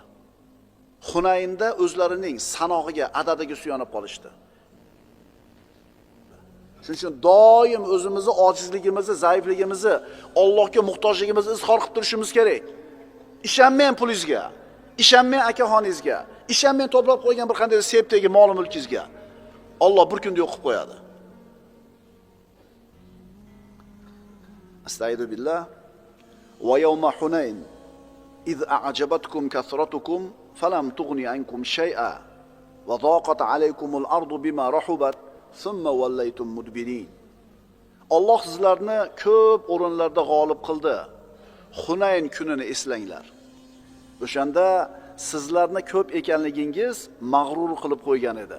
Ammo u sanog'inglarni katta ekanligi sizlarni hech narsadan behojat qila olmadi va sizlarga keng yer torlik qilib qoldi. So'ngra yuz o'girgan holingizda chekindingiz. Ikkita dars. Badr kunida Allohga muhtojligini, o'zini ojizligini tan olib sahobalar iltijo qilishdi, Alloh qo'lladi ularni. Endi Hunayn kunida o'zlarining sanog'iga suyanib qolishdi, Alloh taolo o'zini holiga tashab qo'ydi. Shuning uchun birodar, har kuni muhtoj bo'lasan mana shu darsga. Alloh desang, muhtojligini izhor qilsang, zaifligini tan olsang, Alloh seni ishingni o'zini qo'liga oladi. Senga nusrat beradi, qo'llaydi, saqlaydi. Agar men desang, tajribam desang, oilam, urug'im, jamoatim desang, Allohdan boshqaga suyanib qoladigan bo'lsang, Alloh seni o'zingni holingga tashab qo'yadi. Biz ojizmiz, biz zaifmiz. Alloh esa Al-Qodir bo'lgan zot. Asarlarda keltiriladi. Ajoyib narsani o'qib beraman hozir. Alloh deyapsiz, lekin ichingizda niyat qanaqa ekanligini o'zingiz bilasiz. Odamlar bilmaydi. Kim biladi ichingizdagi narsani? Asarlarda keltiriladi. Avhallohu ila Davuda. Alloh taolo Davud alayhisalomga vahiy qildi. Va izzati ma min abdin ya'tasimu bi duna khalqi a'rifu zalika min niyyatihi fatakiduhu as-samawati wal ard biman fiha illa ja'altu lahu min bayni zalika makhraja. Asarlarda keltiriladi, Alloh taolo Davud alayhisalomga dedi: Azizligimga qasamki, qaysi bir banda mahluqotlar bilan emas, men bilan panohlansa, men buni niyatidan bilib olaman. Osmonlar va yer ahli unga qarshi hiyla qilishsa, u uchun men o'shalarning orasidan mahrojni chiqib ketadigan yo'lni beraman. Mahluqotlarga emas, menga ishonsin, menga suyansin, osmon va yer va uning ichidagi hamma unga yomonlik qilaman deb tursa, shu yomonligidan chiqib ketadigan yo'lni men beraman. Uni men bilan panohlar ekanligini niyatidan bilaman deyapti. Va ma min abdin ya'tasimu bi makhluqin duni a'rifu zalika min niyyatihi illa qata'tu asbab as-sama'i bayna yadayhi va asaqtu al-hawa tahta qadamayhi. Endi qaysi bir banda men bilan emas, mahluqotlar bilan panohlansa, men buni niyatidan bilib olaman. Osmon sabablarini undan olib qo'yaman hamda uning oyoqlari ostidagi yerni titratib qo'yaman dedi. Siz Allohdan panoh tilayapsizmi yoki boshqalardanmi? Siz Allohga ishonib turib o'zingizni quvvatli his qilyapsizmi yoki boshqalarga ishonib turibmi? Buni kim biladi? O'zingiz bilasiz va Robbingiz biladi. Allohga muhtoj bo'lish, birodarlar, bandaning qadr-qiymatini ko'taradi. Allohga muhtoj bo'l, seni ishingni o'zini qo'liga oladi. Seni ishingni yuksaltiradi. O'zini nusratini beradi, aziz qiladi. Men degin o'zingni holingga tashab qo'yadi. Biz, mana siz bilan biz Muhammad Mustafa sallallohu alayhi vasallam oldida kimmiz? Hech kim emasmiz. Sahobalarning oldida kimmiz? Hech kim emasmiz. Payg'ambarimiz aytganlar: "Innalloha ixtaroni va ixtaroli ashabi." Alloh meni tanlab oldi dedilar Rasululloh. Va men uchun sahobalarimni tanlab berdi. Rasululloh va sahobalar tanlab olingan odamlar. Mana shunday zotni, Muhammad alayhisalomni eng yaxshi insonlar bo'lgan sahobalarning ichida bo'lishligi ham behojat qilmadi. Muhammad alayhisalom ular ichida turgan bo'lsa ham xato keluvdi, jazoni olishdi. Xatoga yo'l qo'yib Allohga suyanmasdan sanog'iga suyanudi, ichida Muhammad alayhisalom turgan bo'lsa ham mag'lubiyat keldi. Musibat keldi. Shuning uchun birodarlar, siz kim bo'lmang, kimni bolasi bo'lmang, qanaqa sifatingiz, martabangiz bo'lmasin, Muhammad alayhisalom oldida hech kim emassiz. Sahobalar rizvanullohi alayhim oldida hech kim emassiz. Ammo Allohda o'ziga suyanadigan bo'lsangiz, birodar, Alloh sizni quvvatlaydi. Shunday odamlarni ham Alloh tashab qo'ydi o'ziga. Bandaning zaifligi uni Allohga iqbol qilishiga sabab bo'ladi. Uni ostonasiga bosh urishligiga turtki bo'ladi. Boyligingiz, quvvatingiz, ilmingiz katta bo'lishi nimaga bog'liq? Boy bo'lishingiz, quvvatli bo'lishingiz, ilmli bo'lishingiz nimaga bog'liq bo'ladi? Allohga muhtojligingizga bog'liq bo'ladi. Qanchalar muhtoj bo'lsangiz, Allohga. Shuni bilsangiz va izhor qilsangiz, shuncha boy bo'lasiz, shuncha quvvatli bo'lasiz, shuncha ilmli bo'lasiz. Ochiq, aniq, ravshan qilib aytib qo'yishimiz kerak bo'lgan narsa shuki, agar Alloh bir bandani yaxshi ko'rsa, uni qadrini odamlar orasida baland qilib qo'yadi. Mahluqotlarning qalbida unga nisbatan muhabbatni joylab qo'yadi. Agar bir odam shol bo'lib qolsa, mo'min aniq ishonadi. Alloh uni sog'lom qilib qo'yishga qodir. Agar bir odam zaif bo'lsa, dushmanlarda kuchli, quvvatli bo'lib turgan bo'lsa ham, agar Alloh xohlasa, dushmanlardan buni g'olib qo'yishga ham qodir. Alloh har narsaga qodir bo'lgan, al-Qodir bo'lgan zot. Astagfirullah. Qala ashabu Musa inna la mudrakun.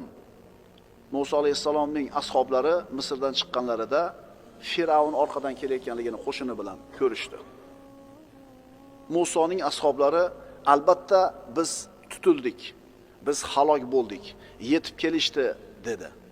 Musa alayhisalom nima dedi? Qala kalla inna ma'iya robbi sayahdin. Yo'q, Robbim men bilan birga menga yo'l ko'rsatadi. Aytdi-ku, Allohga qancha muhtoj bo'lsangiz, chiqib ketadigan yo'lda chiqarib qo'yadi. Asarda keltirildi. Banda men bilan panohlansa, boshqalar bilan emas. Men uni niyatidan bilaman. Mendan panoh so'raydigan bo'lsa, 7 qavat osmon, yer, shularning orasidagi hamma unga yomonlik qilaman desa ham, chiqib ketadigan yo'lni ko'rsatib qo'yaman dedi. Mana Musa alayhisalomni qana qilib Alloh qutqardi.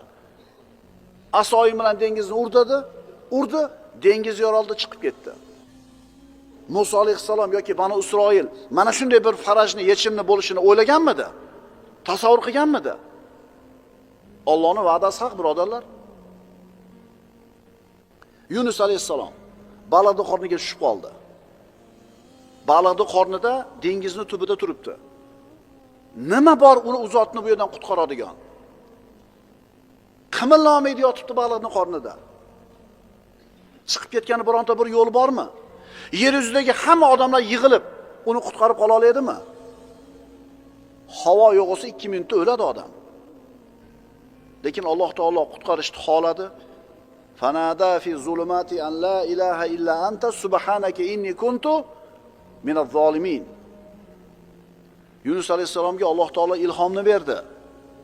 Dengizni tubida turgan jonivorlarning aytadigan tasbihini eshittirib qo'ydi, quloqidan pardani olib qo'ydi. Ya'ni ey Yunus, tasbih ayt, chiqib ketasan deb Alloh o'zi yo'l ko'rsatdi. Qorong'u zulmatlarda turib, hech iloh yo'q, magar o'zing bordirsan, ey pok Parvardigor, dar haqiqat men o'z jonimga jabr qiluvchilardan bo'lib qoldim deb nido qildi. Alloh qutqardimi?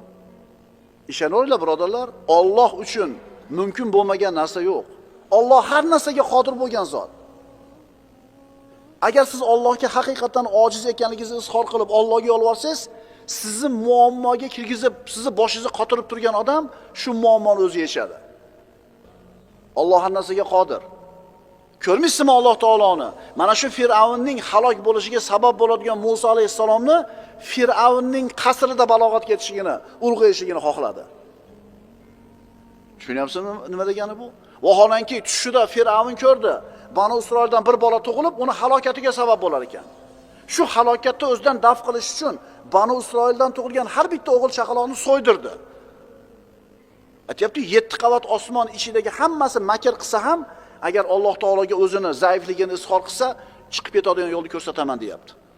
O'zini halokatiga sabab bo'ladigan Musoni Alloh taolo Firavunning qasrida ulg'ayishini xohladi. Innalloha ala kulli shay'in qodir. Fastajabna lahu va najjaynahu minal gham va kadhalika nunjil mu'minin.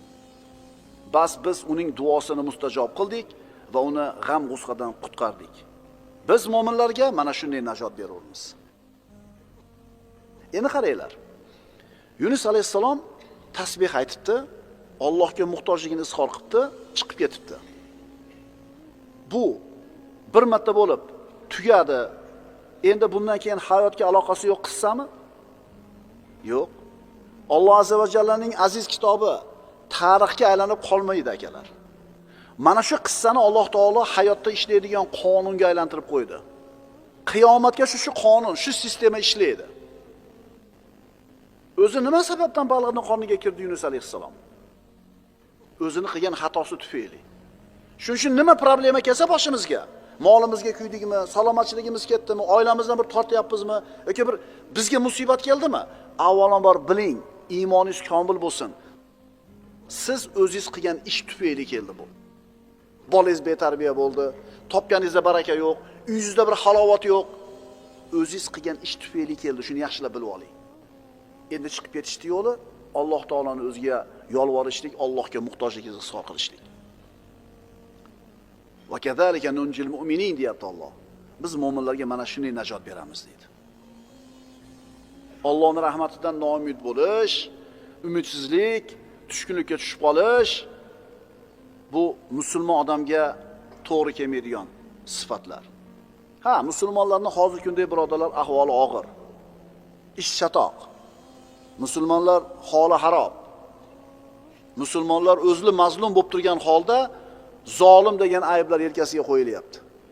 O'layotgan ham musulmon, qonoq ekan ham musulmon, talon-toroj bo'layotgan ham musulmon, yana aybdor ham kim? Musulmon bo'lib turibdi. Birodarlar, biz iymonimiz komil. Mana shu hozir xor bo'lib turgan, holi nochor bo'lib turgan ummati Muhammadiyani Alloh aziz qilib qo'yishga qodir. Alloh har narsaga qodir bo'lgan zot. Faqat bu ummat ana shu azizlik sabablarini qoyim qiladi. Aziz bo'lishiga sabab ishlarni qiladi, Allohga muhtojligini izhor qiladi. Alloh aziz qiladi bu ummatni. Xuddi ummatni avvalini Alloh taolo aziz qilganidek. Wala tahinu wala tahzanu wa antumul a'laun in kuntum mu'minin. Tushkunlikka tushmanglar, suskashmanglar, mahzun bo'lmanglar, sizlar oliysizlar deb Robbimiz aytayapti. Biz oliymiz. Shart agar mo'min bo'lsanglar. Demak, mo'minlikning shartini hammasi topilmayapti shekilida bizda. Biz aziz ummat bo'lishlikka loyiq ishlarni qilmayapmiz shekilida, shuning uchun bir xor bo'lib turibmiz hozir. Alloh taoloning qudratining yonida uning ilmi turadi. Jarroh bemorni jasadini yorib, kesib muolaja qilish kerak. Insonning jasadi murakkab narsa. Bu yerda nervi bor, bu yerda asab tolasi bor, bu yerda poyi bor. Jarroh buni biladi. Uzoq yillar davomida o'rgangan inson tanasini tuzilishini, ana shu ishni qilishlikka qodir. Qarang, ham qodir, ham biladi. Demak, qudratning shartlaridan bittasi ilm ekan, birodarlar. Alloh taoloning ilmi, Alloh taoloning qudratining bir qismi.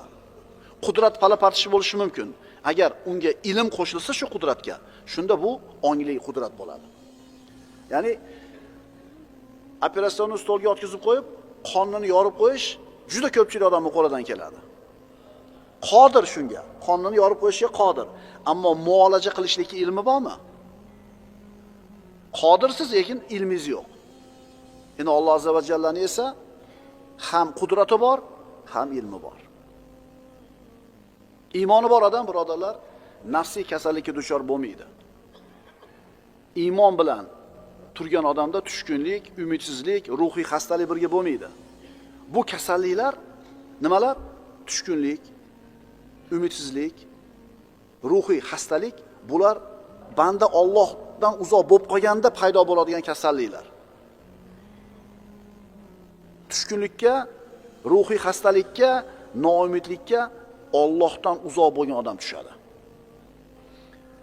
Mo'min esa aniq biladi. Hamma ish kimning qo'lida? Yaxshilik ham, yomonlik ham kimning qo'lida? Aziz qiladigan, xor qiladigan kim? Boy qiladigan, kambag'al qiladigan kim? Innalloha ala kulli shay'in qodir. Mana shu iymoni mo'minni tushkunlikka tushishdan saqlaydi. Umidsizlikdan to'sadi. Ruhiy kasalliklarni to'sib turadi.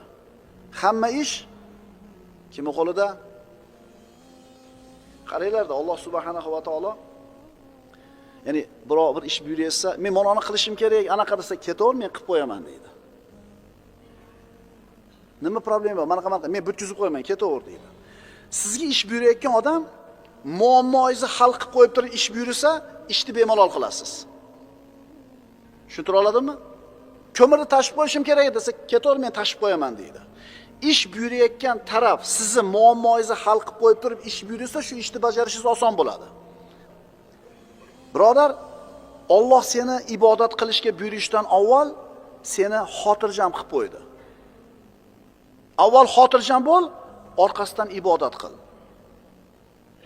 Va ilayhi yurja'ul amru kulluhu wa'budhu va tawakkal alayh.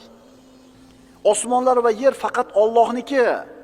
Hamma ish Allohning o'ziga qaytariladi. Bas unga ibodat qil, uni o'ziga suyan. Ibodatdan nima to'syapti odamlarni? Bola, chaqa, tirikchilik. Shuni deb odamlar ibodat qilmayapti, shuni deb Qur'on o'qimayapti, shuni deb ilm majlisiga bormayapti, shuni deb tasbih tahlil aytmayaptimi? Alloh aytayapti: "Ey banda, hamma narsa meni qo'limda. Xavotir olma. Ibodat qil, tavakkul qil. Meni qo'limda hamma yo'q", deyapti. Shuning uchun Robbimiz bizni xotirjam qilib qo'yib turib, keyin ibodatga buyuryapti. Qarang. Hamma ish Alloh taoloning qo'lida, hamma ish uni o'ziga qaytariladi. Undan keyin aytayapti: "Unga ibodat qil, uni o'ziga suyan." Kim aytgani bo'ladi? Benzin necha pul oldi? Yana necha pul bo'ladi? Biz nima deymiz? Nima deymiz biz? 200 bo'lsa, o'shunga yarasha Alloh pul beradi, o'sha mashina yuradi. Uy bilan to'ydi rizqini kim beradi? Nimaga unaqa deymiz? Boshqasini kim beradi? Nimaga shu uy bilan rizqni pulini Alloh berishiga aniq ishonchingiz bor? Chunki qisqa muddatda qayerdandir bir keldi bir narsa, uy bitib ketdi. Qisqa muddatda yo'q edi rashodda. Yoki kunni belgilab qo'ydingiz to'ydi. Pul yo'q. Qisqa muddatda pul keladi, bo'lib ketdi. Shu yerda siz iymoningiz komilda, uy bilan to'ydi rizqini Alloh beradi. Ya'ni qisqa muddatda bo'lganligi uchun siz Allohdan kelganligini bilyapsiz. Boshqasini kim beradi? Biz o'sha ishona olmayotganligimizda, Allohga suyana olmayotganligimizda, iymonimizning zaifligida, hamma ish Allohning qo'lida ekanligida, iymonimizning quvvatsizligida. Hamma ish kimning qo'liga qaytadi? Ey birodar, seni ibodat qilishga buyurishdan avval Robbing seni xotirjam qilib qo'ydi. Avval xotirjam bo'l, uni orqasidan ibodat qil. Aqulu qawli hada va astaghfirulloh li va lakum. Innalloha va malaikatahu yusalluna alan nabiy. Ya ayyuhallazina amanu sallu alayhi va sallimu taslima. Assalomu alaykum va rahmatullohi va barakatuh.